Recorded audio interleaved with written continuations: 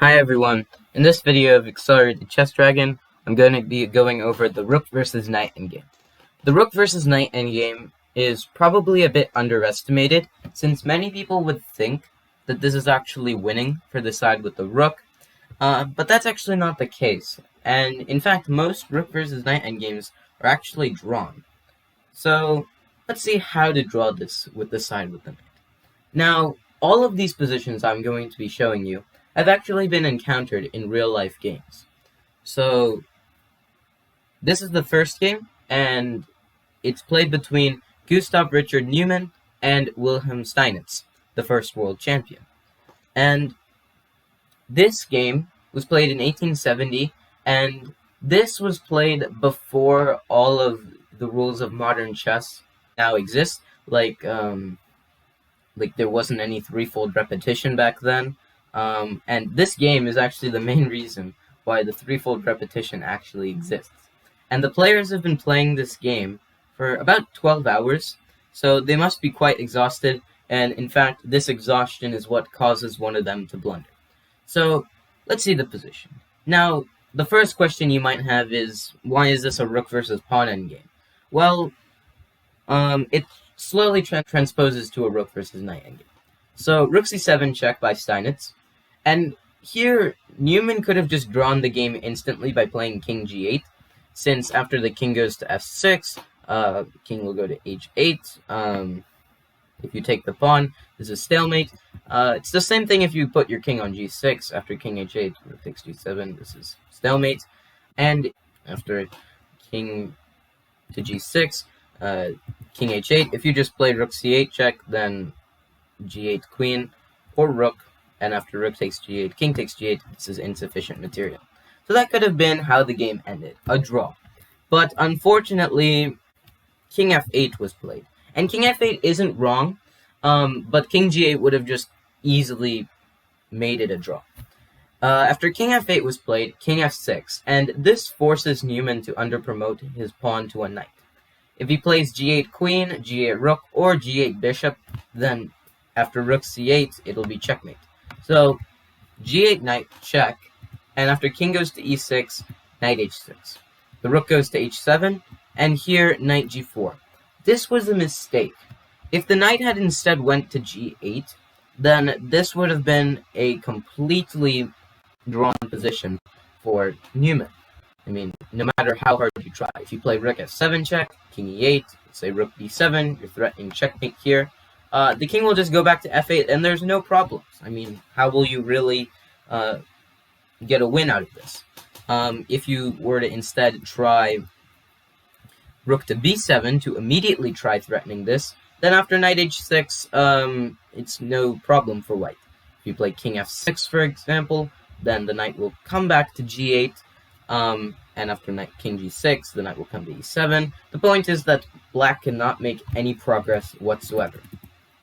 And finally, last but not least, after knight g8, if you play something like rook h2, then you can just play king g7 as white, and let's say rook to g2 check, king will go back to f8, and absolutely nothing has been, no progress has been made by black. I mean, you can try king d7, then there's knight f6 check, let's say king d6, knight e8 check, king e6, knight g7 check. Black is not going to be doing anything. He's not even increasing his advantage by at least 0.1%. So this would have been an easy draw for Neumann, but because they have played for 12 hours, he was of course very exhausted, and this caused him to blunder by playing knight g4. He just blew the game. Now the knight is a bit farther away from the king, and this is one of the reasons why sometimes rook versus knight endgames will actually turn out to be a loss for the side with knight. Because it's either that your knight gets separated from your king, or your king and knight are in these four squares. And this can be repeated all throughout the chessboard, g2, g1, h1, and h2. You get the idea. If the king and knight are probably in that vicinity, then it's definitely a lost position. But now, because the knight has been separated from the king, Steinitz shows us all how to trap the knight. So rook h4, knight e3, rook e4, knight goes to d1, rook f4 check, king g7, and now rook f3. This is a configuration you should probably remember, where the rook is one diagonal square away from the knight, because it really does limit the amount of squares the knight can go to. e3 is taken, c3 is taken, and so is f2. So none of those squares can be accessed by the white knight.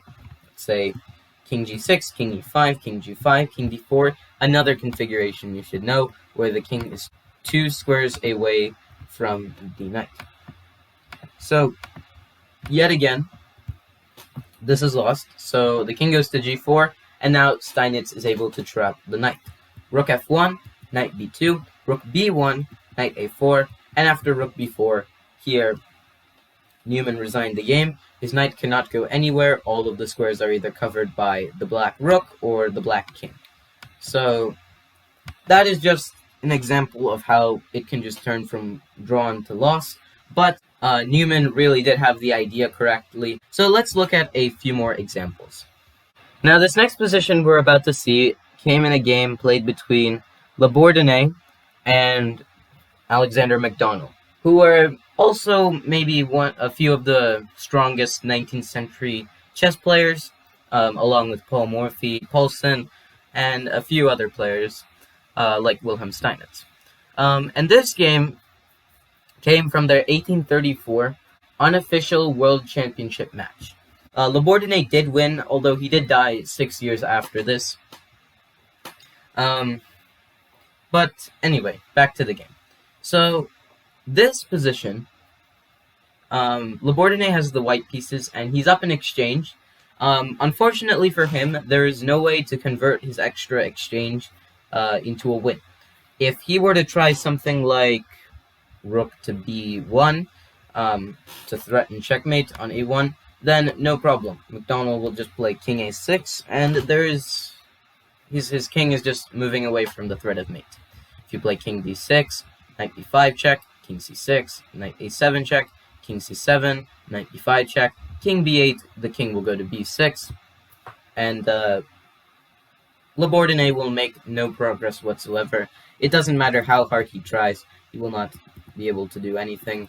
If you try rook to b6, maybe trying to force the king to a4, and then you will play rook a6 and win the knight, then that won't work because the knight will go to c8, and after you play, say, rook b7, the king will come to a6. If the king comes to c6, knight a7 check, king c7, knight b5 check, king will go to b8, but now after king a5, this is, again, a drawn position, and Le Bourdonnais can make no progress whatsoever. So, this is a drawn position, but now we're going to see how the side with the rook can actually win the game.